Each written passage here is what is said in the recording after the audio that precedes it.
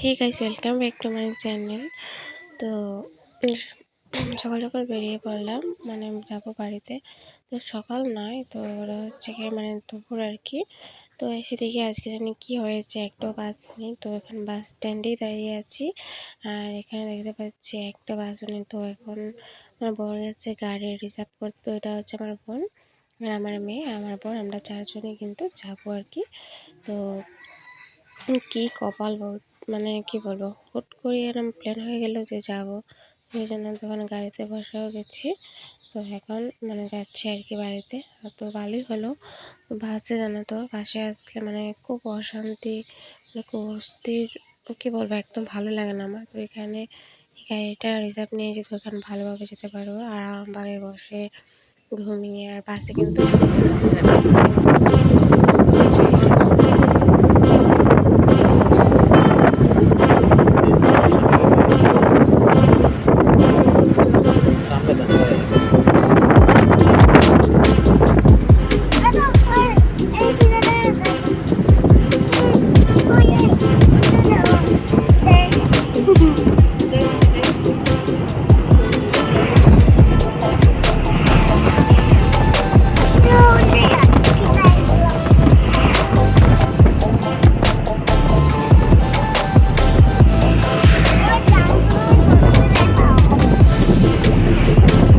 আর এখানে এসে দেখি কৃষ্ণ মন্দিরে আর কি বৃষ্টি পড়ছিল।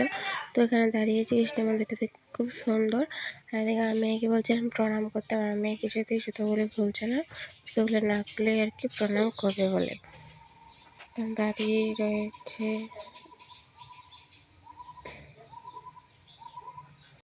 আর এখন চলে আসছিলাম কিন্তু বাড়িতে। তো রাতে আর ভিডিও করা হয়নি, এত বৃষ্টি কি বলবো, কারেন্ট ছিল না। আর দেখো আমাদের বাড়ি করে কি অবস্থা, কি বলবো গাইস, দেখতেই পাচ্ছ, মানে এটাই আমাদের বাড়ি।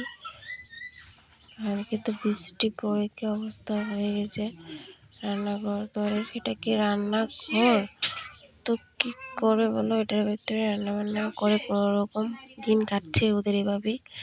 তো এই অবস্থা দেখে আমার বাড়িতে একদম আসতে ইচ্ছেই করে না। দেখতে পাচ্ছ এই ঘরে মানে যাদের গরু গোয়াল করে তাদের ঘরও কিন্তু অনেক সুন্দর আমাদের ঘর থেকে। তো ওখানে চুলায় রান্ধে ঠাম্মা, কি অবস্থা।